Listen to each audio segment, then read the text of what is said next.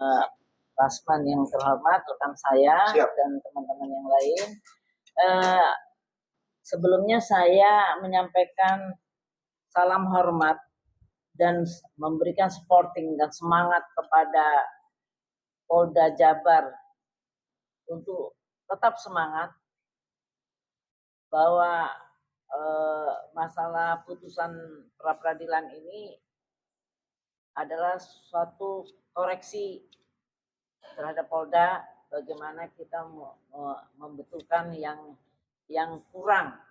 Dan saya tidak menyatakan ada yang salah, ya, saya tidak menyatakan ada yang salah, karena ini gorengan-gorengan pemberitaan, pembentukan image yang sangat tidak bertanggung jawab, ya, di mana dimanfaatkan oleh siapapun dan perkara ini sangat ditunggangi, sifatnya sangat politis, ya, dan tujuannya kita udah jelas bahwa ini bukan tujuan hukum, nggak ada masalah hukum seperti ini.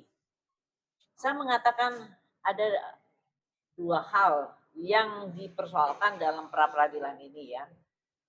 Dua hal itu adalah masalah formalitas dari proceeding penangkapan dan penanganan perkara Peggy Setiawan, dan kemudian suatu persoalan di mana apakah Peggy Setiawan itu sama dengan Peron, ya, itu aja. Jadi hakim ini telah menyatakan sesuatu yang di luar kewenangannya, bukan kontroversial, di luar kewenangannya. Di luar kewenangannya adalah pelanggaran hukum yang sangat keras, dan itu wajib dilaporkan ke Komisi Yudisial, ke Ketua Mahkamah Agung, ke Hakim Agung Pengawas, Ketua Pengadilan Tinggi Jabar yang berwenang mengawasi hakim-hakim, dan Ketua PN Bandung. Kenapa di luar kewenangan? Dia hanya harusnya memutuskan tentang dua hal. Jika terjadi ada sesuatu yang belum lancar, belum proceedingnya, yaitu surat menyuratnya. Ini cuma soal surat lah, belum sampai ke pokok perkara. Itu belum tidak match, itu bisa diperbaiki. Bukan dinyatakan di nomor 5 ini menyatakan tidak sah segala keputusan yang mana, dan atau penetapan yang kurang lebih lanjut, nggak boleh. Putusan itu apa yang sekarang nggak bisa ke depan ini nanti, ya, kalau kamu mati atau kemana, nggak ada. Ini hakim ini udah kayak lebih dari dewa. Kedepannya nggak boleh keluar lagi. Ini berarti mengkebiri kepolisian, ya, penetapan tersangka. Dan ini kalau kan tujuannya adalah bahwa adanya sesuatu formalitas yang belum terpenuhi, sehingga harus diperbaiki, bukan dihentikan, tidak boleh lagi. Itu kan namanya melanggar hukum. Dan perlu diketahui, pada sampai detik ini putusan yang mempunyai kekuatan hukum tetap masih menyatakan 3 DPO. Berarti polisi diamputasi. Ini kurang ajar nih. Diamputasi di mana tidak boleh melakukan suatu penyidikan. Padahal nanti dari putusan ini putusan ingkrah, kita harus menghormati putusan ingkrah. Sehingga apakah nanti 3 atau 1 itu kan harus diselesaikan oleh ini. Ya. Jadi kan namanya melanggar hukum, perbuatan melawan hukum.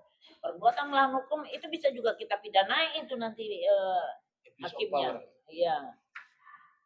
Abuse of power, kemudian yang kemudian dia juga saya bilang semangat semua polisi. Dan kemudian masalah apakah itu Peggy Setiawan itu alias Peron atau bukan, itu kan belum selesai penyidikan oleh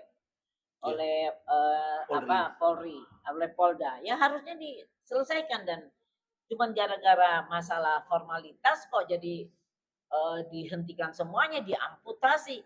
Itu nggak benar. Kita sama-sama penegak hukum, caturwangsa yang harus semuanya setara dan yang harus saling mendukung untuk masalah kejahatan. Jadi nggak bisa seperti ini hakim mengamputasi kewenangan dari kepolisian. Kalau kepolisian masalah surat menyurat ya, dia harus memperbaiki surat menyurat. Yeah. Nah, masalah itu ya yang saya perlu jelaskan. Kemudian masalah DPO, permasalahannya ini saya perlu beritahu.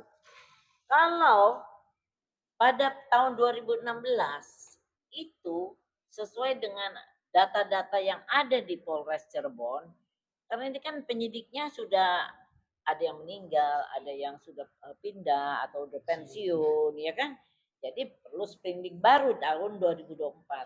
Tapi sprindik lama tetap ada, cuman mungkin kelupaan diambil atau kita, saya kurang tahu karena saya bukan polisi ya. Tetapi dalam proses tahun 2016 itu sudah ada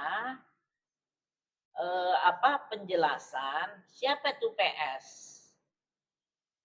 apa panggilannya, ya panggilannya siapa, kemudian di mana PS itu berada, itu dari kelompoknya. Terus kalian itu selalu berkata, oh harus forensik, harus lakukan DNA, harus sidik jari.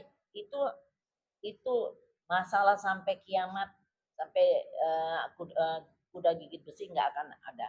Karena begitu lihainya pembunuh ini, begitu lihatnya penjahat ini, orang yang dibunuh dengan penyiksaan ini dilakukan seolah-olah terjadi kecelakaan.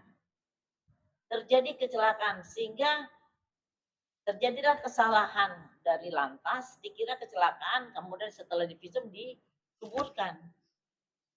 Tetapi namanya orang tua dari itu Rudiana begitu lihat, kok kecelakaan badannya hancur lebur seperti dibikin bakso, tapi kok anak ini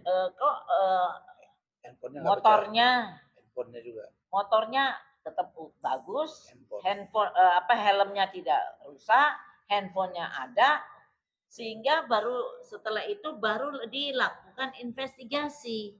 Setelah diinvestigasi, sudah itu dapatlah orang-orang ini, langsung dari investigasi itu ditangkap. Tim penangkapan itu siapa aja polisi bisa, dan kemudian diinterogasi dalam 1 jam. Jadi tim interogasi itu hanya 4 orang dan dilakukan interogasi cukup hanya berapa menit karena mereka kaget, mengaku semua. Dan kemudian barulah dikasih ke reskrim, barulah dibikin LP. Jadi jangan bilang tuh selalu ngomong-ngomong, kok baru 1 jam ditangkap tiba-tiba Rudiana sudah tahu si A, si B, si C. Loh dia kan interogor, dia interogasi. Jadi waktu dia di BAP kan dia nggak boleh bohong. Apakah Anda mengenal ini? Ya si A ini, si B ini, perannya ini. Karena mereka sudah ngaku pada waktu interogasi. Setelah dibikin LP, di mana laporannya adalah Pak Rudiana dan itu reskrim semua yang ngatur semua.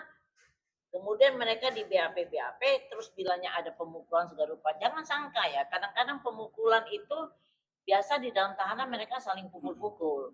Jadi jangan terlalu dioverkan. Pembuktian aja. Kalau dari dulu. Nah, jangan terlalu dibesar-besarkan. Nah, kemudian yang jelas kan mereka masih hidup dan mereka masih sehat. Kalau yang jelas 2 anak ini sudah meninggal, ya. Jadi jangan terlalu dibanding-bandingin dengan orang yang telah meninggal, lebih kacau itu. Terus kemudian lagi, pada saat itu, apakah penyidik mau BAP PS ini? Karena PS ini dapat keterangan dari orang yang pelaku ini. Dan dia, polisi, pergi ke rumah PS. Bukan PS yang ada di Cianjur, PS di Jakarta, PS di mana-mana lah. Yang jelas PS di situ. Ketemu ibunya, dilakukan penggeledahan. Waktu dikatakan sana, berapa kali dibikin surat, panggilan, dan segalanya. Terus diambillah fotonya. Ditunjukkan kepada para mereka ini, mereka mengatakan itu teman-temannya. Jadi jangan terlalu naif karena framing yang dibuat berlebihan. Itulah terjadi. Kemudian bolak-balik. Kalau memang polisi tidak tahu, kenapa polisi tidak tanya Peggy Setiawan yang di Cianjur? Kan yang dia datangi hanya itu. Yang dia ambil motornya 2 itu juga. Yang diambil fotonya foto itu juga. Ya kan? Nah, kalau soal ijazah apa semua baru sekarang, itu hanya penguatan aja. Apakah dia udah berubah nama atau tidak di Dukcapil. Ternyata dia tidak berubah nama di Dukcapil. Tetap namanya PS, cuman panggilannya berubah. Panggilannya berubah. Kalau keluar, itu nanti biar diterangkan oleh Pak Rasman, rekan saya Rasman. Jadi di situ. Nah, kenapa 8 tahun tidak ketahuan? Tapi pada saat setelah bolak-balik dipanggil mereka, ya sekarang bisa aja bilang nggak pernah dipanggil. Tapi kan arsipnya ada di kepolisian, di Polres Cirebon. Bahwa itu berapa kali dipanggil dan tidak pernah ada. Dan kalau memang itu rumahnya di sana, kenapa bertahun-tahun tidak balik?